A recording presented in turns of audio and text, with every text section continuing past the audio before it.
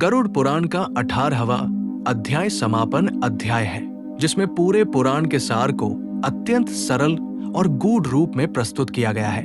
इस अध्याय में भगवान विष्णु गरुड़ जी को ये स्पष्ट करते हैं कि मनुष्य जीवन का वास्तविक उद्देश्य केवल जन्म और मृत्यु के चक्र में उलझना नहीं है, बल्कि अपने कर्मों को शुद्ध कर मोक्ष के मार्ग की ओर बढ़ना है। इस अध्याय में बताया गया है कि संसार नश्वर है और इसमें मिलने वाला सुख दुख क्षणिक है।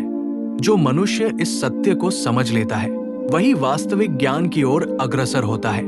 धन, वैभव, पद और अहंकार और कुछ मृत्यु के समय यही रह जाते हैं। केवल कर्म और उनके संस्कार आत्मा के साथ जाते हैं। इसलिए मनुष्य को जीवन रहते ही अपने कर्मों की दिशा सही कर लेनी चाहिए। भगवान विष्णु समझाते हैं कि धर्म केवल पूजा पाठ तक सीमित नहीं है। सच्चा धर्म है सत्य बोलना, करुणा रखना, दूसरों के प्रति दया भाव रखना और अपने कर्तव्यों का ईमानदारी से पालन करना। जो व्यक्ति दिखावे के धर्म में फंसा रहता है वो आत्मा की उन्नति नहीं कर पाता, लेकिन जो व्यक्ति सरलता, संयम और श्रद्धा के साथ जीवन जीता है वही पुण्य का अधिकारी बनता है। इस अध्याय में मृत्यु को भय का विषय नहीं, बल्कि आत्मा की यात्रा का एक चरण बताया गया है। मृत्यु के बाद आत्मा को वही मार्ग मिलता है जो उसके कर्मों से निर्धारित होता है।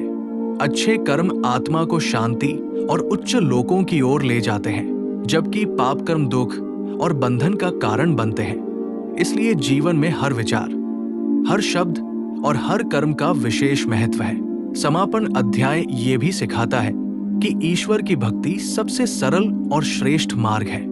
जो व्यक्ति ईश्वर का स्मरण करते हुए अपने कर्तव्यों का पालन करता है वो धीरे धीरे मोह और अज्ञान से मुक्त हो जाता है। ऐसी आत्मा को मृत्यु के बाद भय नहीं सताता, क्योंकि उसका मन पहले ही वैराग्य और ज्ञान से परिपूर्ण हो चुका होता है। गरुड़ पुराण का ये अंतिम अध्याय मनुष्य को आत्मचिंतन की प्रेरणा देता है। ये बताता है कि जीवन का हर क्षण मूल्यवान है और इसे धर्म, सेवा और सत्कर्म में लगाना चाहिए। जो व्यक्ति इस सत्य को समझ लेता है वही जीवन और मृत्यु दोनों पर विजय प्राप्त करता है।